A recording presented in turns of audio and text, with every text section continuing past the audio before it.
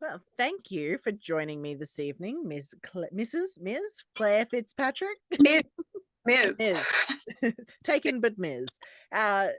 It's so good to see you, and a lovely backdrop you've got there in your brand new house. Absolutely loving it.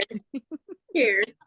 It's Mark Rothko inspired artist. So it's he did a lot of paintings of similar things like this. So this is a particular color. And I said to my husband, it has to be, I'm going to have a Rothko wall. So this is my Rothko wall. Beautiful. For those in the know. You've got to be in the know with artists to know that sort of thing. But it always still, like, even if people don't know, it still evokes feeling, which is something that I appreciate. Yeah. It stands out. Burnt really amber sort of look. It's nice. Yeah, thanks. Getting well to get the right color. Yeah. My Rothko wall. Beautiful. So, since last year, what have you been up to? So many things. Life. So many things. But I guess there's so much we could pack into a year now, as opposed to what we used to be able to pack into a year. I know. Well, I've had a lot of writing. I've had a lot of writing and a lot of good things. So excellent. So, I guess real life has its tumultuous ups and downs, but my writing has been the most steadfast, kind of consistent thing, which has been really good. So, it's good to hear. Yeah, I had a few short stories come out. I've been a guest at conventions. I'm going to go to Conflux in Canberra next month, which is exciting. And I've just got a new super secret book deal. So, which is exciting. People have to follow you on your socials to find out what that is. I have there's a clue. I'll give you a hint. I can't quite announce it yet because the publisher itself hasn't announced it. So they're like, you have to wait. So everything's been done, but it has something to do, with Mary Shelley, because that's, See, my thing. I know you've been working on that for a long time. Yes. So I know what that is. But for everyone else, it's a secret, and you'll have to just wait until Claire announces it. Yes. But one thing I will say is there is a connection to Buffy. So, even better. Oh, magnificent. Yeah, so it's really exciting. A lot of things happening. Just a lot of writing done. A lot of things coming out. My cat's now looking to see what's going on. If they come in front of the camera, you have to pick them up and announce them. Oh, okay. That's the rule. We had a lady with a goat do that the other day. Did I bring in my chickens as well? Oh my gosh, I saw those on Facebook. They look adorable. I have 2 chickens. That's so cute. Save so much on eggs with chickens. And you can't be an author without some kind of menagerie, I think. Yes. I feel like some kind of chaos. That's the thing. I've not met an author that does not have a pet. I feel like they would be a very strange individual. Strange, like a different kind of strange to us. Yeah. Every single author I've ever met has at least one pet that they are obsessed with. Yeah, which is Cthulhu. And like, if he came here, I'd pick him up. But he's just, saying, "What are you doing, Mum? Why aren't you giving me attention?" Doesn't Stephen King call his corgi the Beast or something like that? I think so. Yes. Yeah, I get his tweets. Oh, that's so good. So, what short stories have you brought out this year? Well, there are a few things that have been published. Why didn't I have a list of them? So a few things I have published early this year. Oh, the cat just grabbed it. I'm so sorry. Oh, that's hilarious. Cat, leave the phone alone. Okay, hang on. I'm so sorry. You just have to pick up the cat. Yeah. Okay. I've only had one short story come out this year, but I have had about 6 or 7 nonfiction publications. So nonfiction has definitely been more where this year is going. But then saying that, I've got 3 short stories coming out soon. Beautiful. So it's often this thing of either you get through the year. It depends, because I do traditionally publish and self-publish. So sometimes I'll get through the year where I haven't had any kind of traditional publications and I feel to myself, oh, woe is me. And then by like October, November, I get a lot of things just coming out. So I've had some articles come out with Aurealis. So they're Australia's longest running sci-fi fantasy magazine. Like articles on like Mary Shelley, which is what I write about a lot. Articles about like Snowpiercer and about like climate change in sci-fi. So like cli-fi. I've had some articles about like Neil Gaiman, Good Omens. Mostly just a lot of writing. Mostly doing like short stories and kind of working on my Mary Shelley anthology, which has been the bulk of the past few years, actually. How did you find Good Omens? Because I watched it like within the last 6 months. But what did you think of Good Omens? I loved it. Oh, good. I love the book. I love Good Omens. I love humor in, I guess, in fantasy. You know, I love just British humor in general.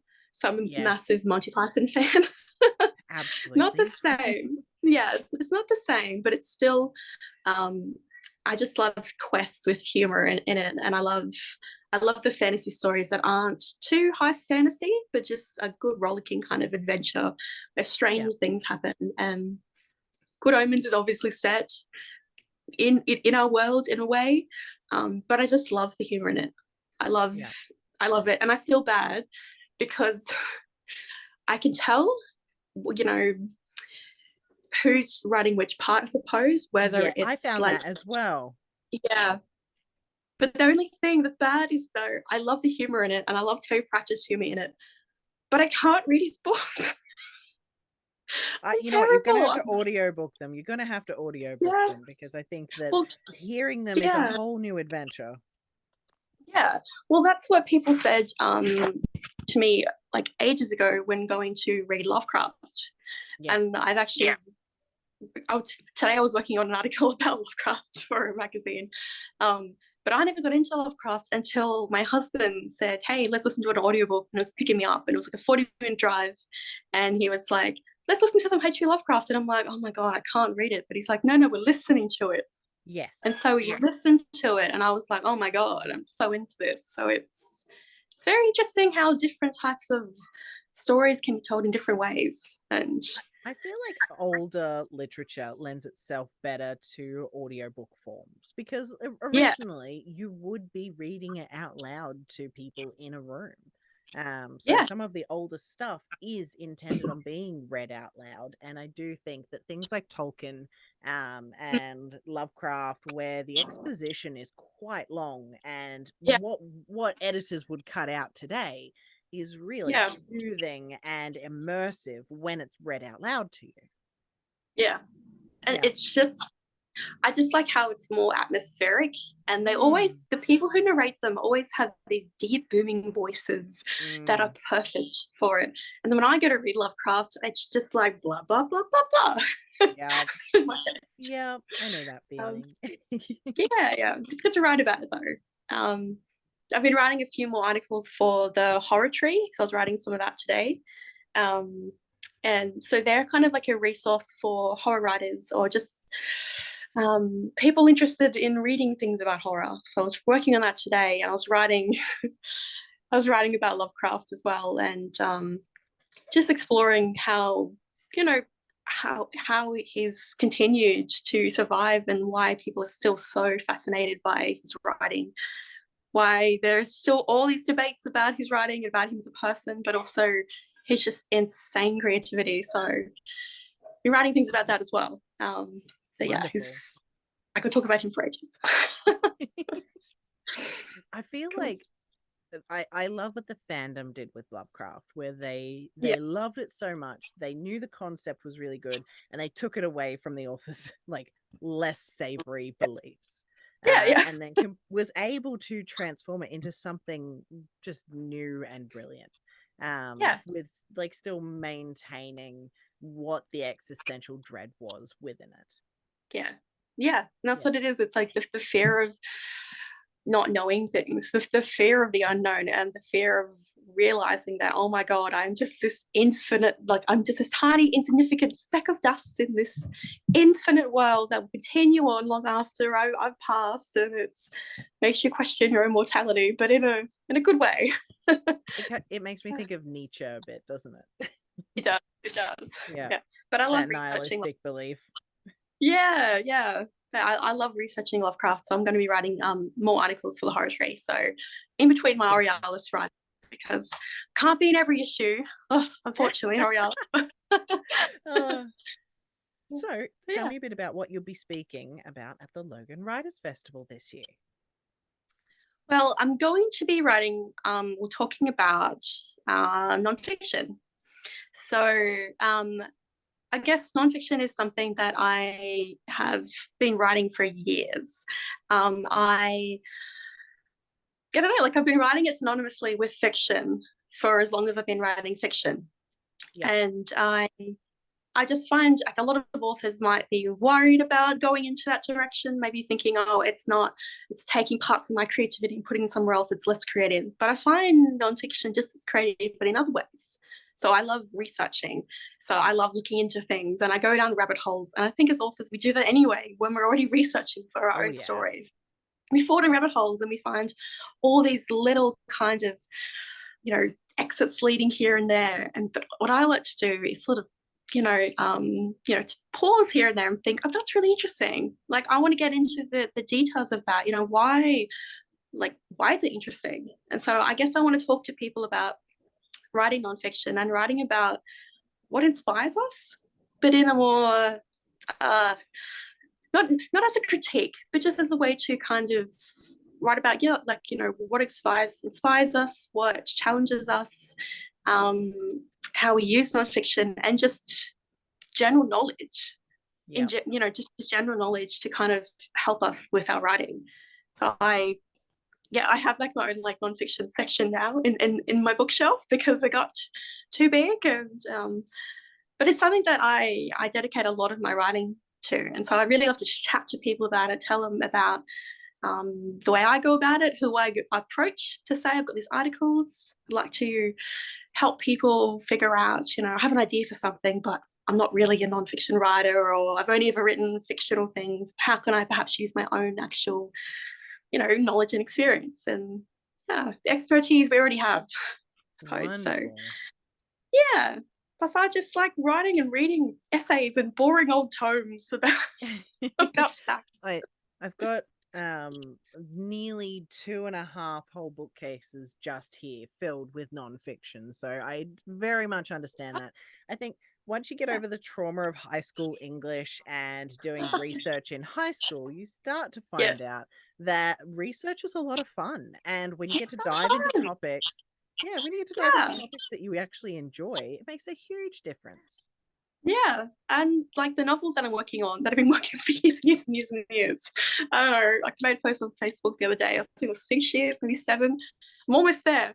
But that novel is actually an allegory about sort of what happened after, what created the First World War and the Second World War, and how these kind of global superpowers kind of snowballed. But it's in a fantasy kind of setting, and it's not directly related about that, but it is about power and how you use it. So I researched a lot of things about power, where power comes from, and so I used that nonfiction research into my fiction writing. So that's also what I want to sort of help people do and say it can be fun. Yes. It's fun to find out facts and use them for fictional purposes. So, It's interesting that you say that, because when one of the first things that very conservative and leaning into fascist governments do is to try and discourage children from doing any history classes in high school. So to study ancient history and modern history is nearly an act of rebellion under fascist governments. Well, it is an act of rebellion. You're not allowed to look into anything that they don't want you to see. And especially into history. And Well, the other thing is that a lot of us don't know. So when I was in high school, I was only in Queensland for high school, year 11 and 12. And I had no idea why Logan was called Logan. So I had to do external research to find out who this Logan guy was, and then found out how terrible he was. And now I'm like questioning, why is all of Logan named after him still? But then you start looking into, you're able to question things and put things together Yeah. and see patterns in life and history, which makes you a better writer. Yeah. And I used to live in the Redlands, and like specifically like Wellington Point. And I used to live, I think I was 14, 15, I'm not exactly sure, maybe a bit older. We were renting a house that was the original station master's house in Wellington Point, because Wellington Point has a lot of old historical houses that's still there. Yes, it's really beautiful, but I would research it and I was like, oh, this is interesting. And then years later, like I think it was about 3 years ago, I started writing a story about, this creepy house. And so it was built at the time that Weststead Manor was built. So people who know about Weststead Manor, it's the same sort of same time period. But I was research that house, and I'd research Weststead Manor because I wanted to know about people who lived there, and I wanted to know about people who lived in the house that I lived in, and how they were connected, and the farms, and how society was at that time. So I would research into it, and I ended up turning into this ghost story that has never seen the light of day, but it is still in my Google Docs, Google Drive.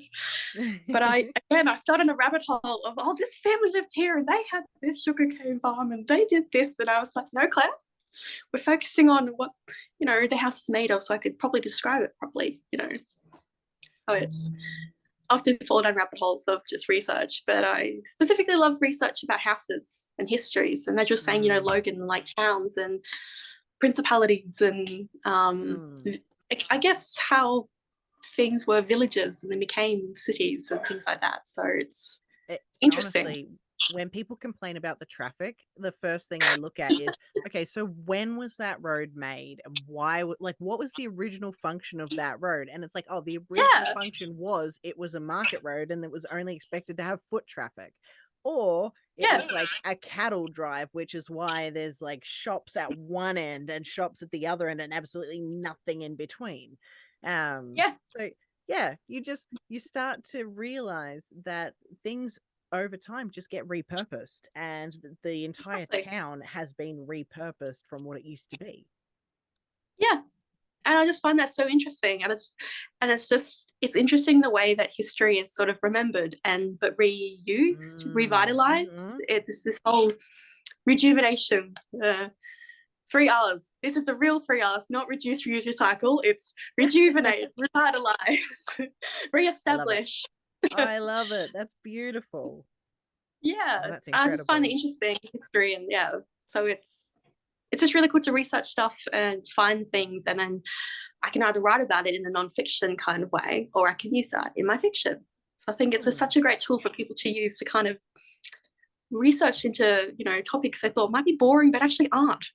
Like, it's like a very old trope that people are falling asleep listening to a history class. Yeah, it's interesting. Like, I get really into like the railroads and stuff, and I find that interesting of when the rail tracks were done, and how all that was connected. And then I thought, there's a story in that, there's some kind of story about someone who was working on the railroads, or someone who lived in the station master's house, and I wouldn't have known about those things if I didn't research it. So it's fun. So I will be trying to encourage people to help them find ways to kind of collate all those facts, so that it doesn't seem to just kind of wash over them. You can actually pick and choose and think, oh wow, this could be really good for this story, or this could be really cool for this story. How do I actually manage it? Or how do you correlate the contents of what you're researching? Which is so another H.P. Lovecraft reference, the ability for a mind to correlate its contents. I love it. That's incredible. Oh, well, thank you so much for chatting tonight. I think that your talk will be incredibly valuable for everyone to come and see. I believe you're at 2:30 on the Saturday. I think you're the last one on the Saturday, so that will be a really fun talk. You're going to have a great time, and make sure that you come down and see Claire so that you can learn how her brain compiles all this research and clarifies it into a story.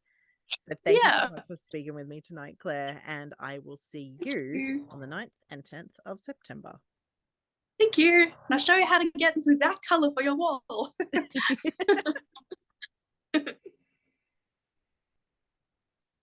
Where's the stop recording?